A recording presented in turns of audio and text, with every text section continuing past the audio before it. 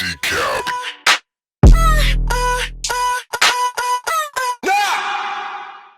This is the behind the beat for the track What We Gon' Do by Zion I that I produced. Dominique Sanders played the keys on the hook too.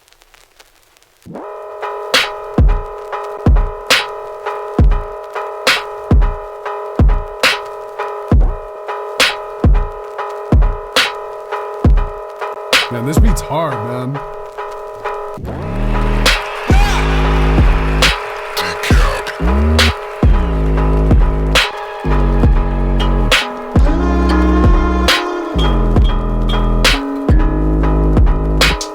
I don't remember exactly how I made this. It looks like what I did was I had a kick in a drum rack. I probably played the kick and snare on a drum rack and then just separated the two tracks. I printed it to audio, and what I did was I went in on the audio. So for example, like all these little rolls you hear, I went in. I don't know where the kick is from. I don't know. I have no idea. Maybe something I designed. This was pre-Drums That Knock, so I don't think these made it to any kits. Little reverse snare. Let's hear how that sounds in the track.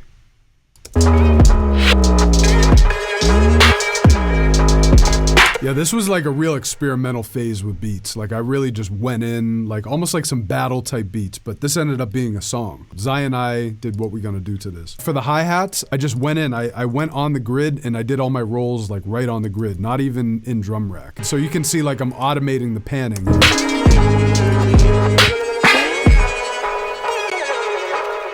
So on the hi-hat, I have an EQ. I'm cutting everything below 1 kilohertz. I have a delay that I'm using to throw it off the grid, throwing off time by 50 milliseconds. Let's see what we got going on.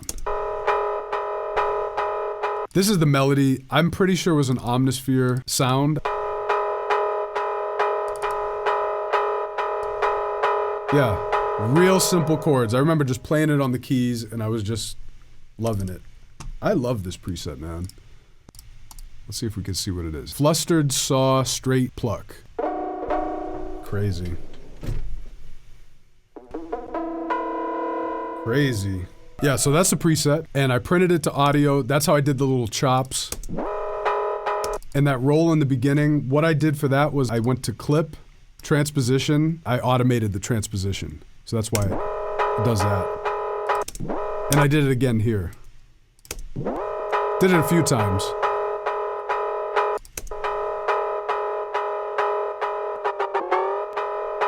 Dope. Just chopped it up, and then probably what I did was join it by just hitting Command J.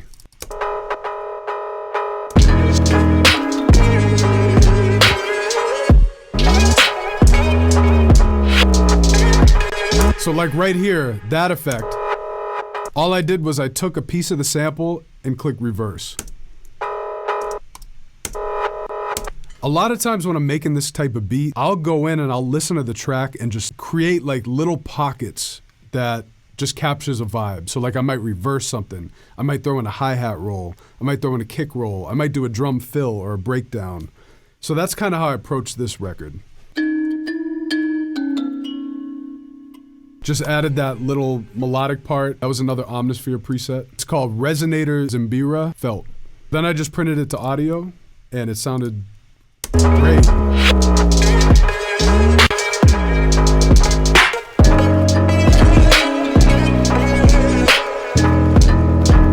So the 808 was made in Massive. I made this one with Pink Slip. I remember we did a session and just did some sound design.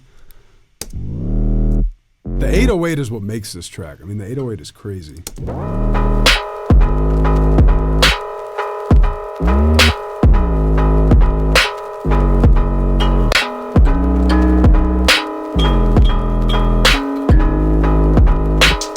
What really carries it is the 808 and all the glides.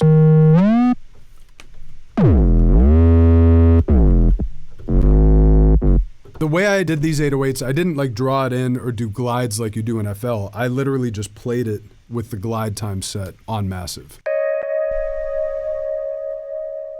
Just a Rhodes chord from Lounge Lizard.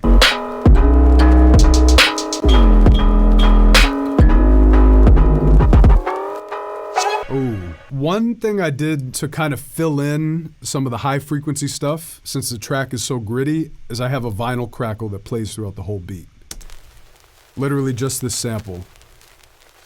Heavier on the right side, just thought that was cool to do that. I cut all the lows out of the vinyl crackle, gave it a high boost. So I have the glue compressor, it's not really doing a whole lot, just giving volume, really. And then the compressor is sidechained into the kick drum. So every time that kick hits, the sound is ducking down. See, I made this beat a long time ago. You guys know how it is. When you go back to your old beats, you're like, why did I do that? It didn't even make sense. Like, I have a Haas effect on it. I mean, it's already in stereo, and it's already very wide sound. It doesn't make any difference. I made a custom Haas effect in Ableton with the delay plugin. I have the left ear off by 8 milliseconds, so it throws the phase of the track off to give it like a wider sound. So that's the Haas effect. Shout out to Dominique Sanders. He played synth on it.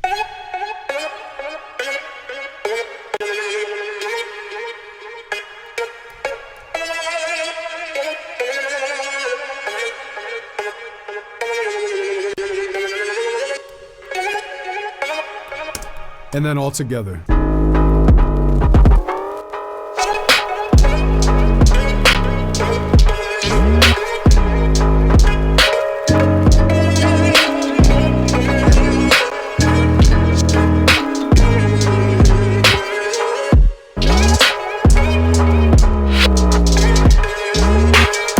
Sounds dope, man. He's a beast. Really dope bass player, too. I cut all the lows beneath 388, did a high boost. Let's hear it without the guitar rig.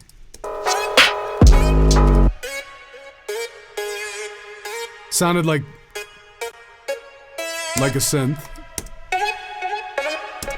It muffled it, made it a little more raw, a little more distorted. Then I made it a little more mono, and I threw an auto pan on it. I mean, there's not a whole lot going on in this track. It's more about the bounce and the feel. Those chords that I played for the main melody and the drums, like, it just has this groove to it. Dominique came in with the wavy keys and just all the little changes, and then that bass with those long glides. I feel like those simple elements just made the beat what it is. You know, as I always say, like, it doesn't take a whole lot of different elements coming in to make a great beat, but I think sometimes if you have a few great elements and it comes together right, that can be everything. What I do on the master, holy shit. So I have an EQ in mid-side mode. Wow. Okay, so I'm cutting everything below 37 hertz. That's pretty crazy. That's pretty aggressive. And then I'm cutting all the stereo stuff below 255 hertz. That's how that works. Saturator's off. The multi-band compressor is not doing anything. Oh, it's mid-side mode. And the glue compressor is soft clipping the kick, snare, and bass. And then I have a limiter at the end. DECAP.